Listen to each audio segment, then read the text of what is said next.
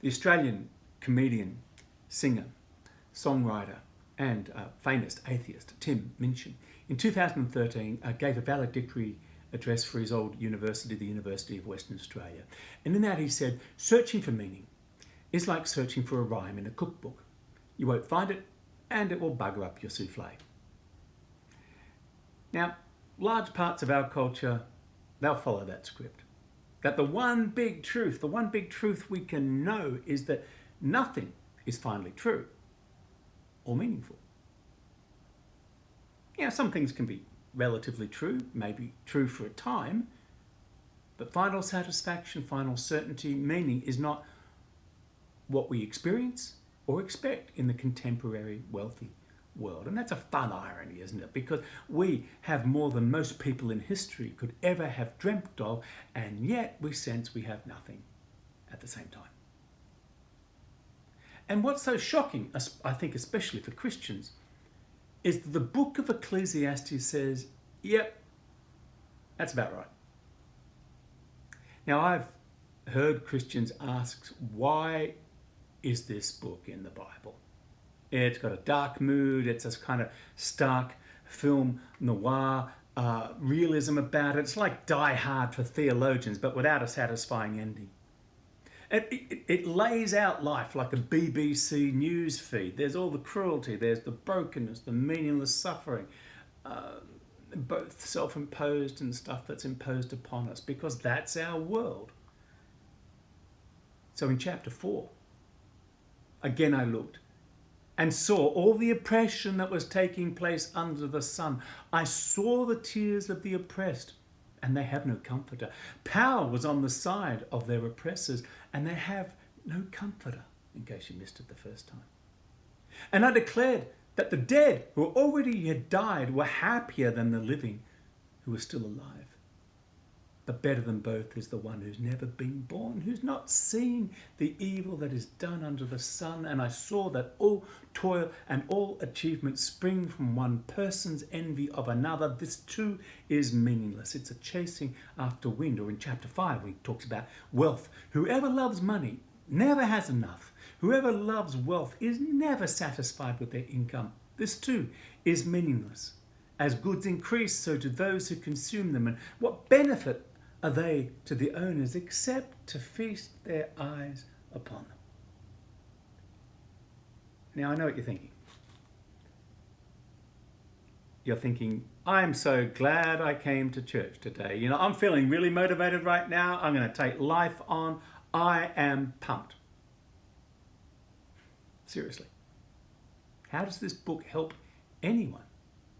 Well, actually, I think it helps us a great deal in 4 ways. Let me explain them to you now.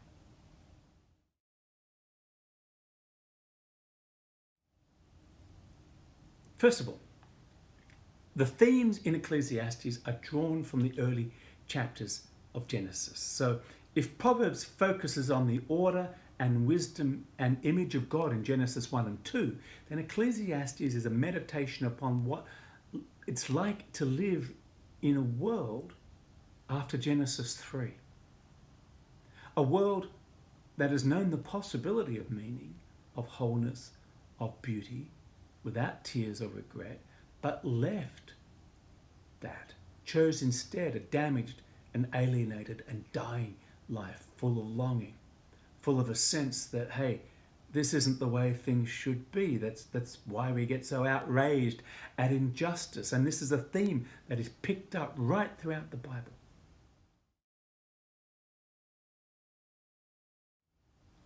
But a second way that Ecclesiastes is useful to us is it's practical. We basically need wisdom to know how to live in a world that is meaningless and futile, a world where awful things are done. And if Proverbs is about our everyday life, then Ecclesiastes is about the tragic days. I think if someone says once more to me that the COVID-19 pandemic is unprecedented, or that it's a 1 in 100 year thing only, I will be tempted to be very impolite. Because Ecclesiastes wants us to make sense of the world as it is. So it's from Genesis. So it's practical. So a third way that Ecclesiastes can help us is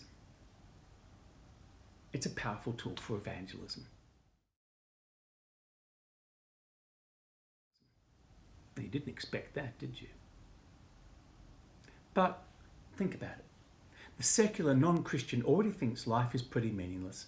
And when they crack open a biblical book that says the same thing, it unnerves them because they find themselves agreeing with the Bible. Now, I've several stories of people who began coming to entrust themselves to Jesus Christ through this biblical portal of Ecclesiastes.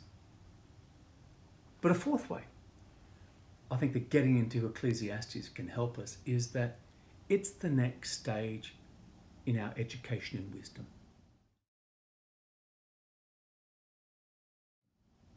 So once we arrive at Ecclesiastes and Job, they kind of assume that we've got Proverbs under our belts and we're ready for the next stage of our education.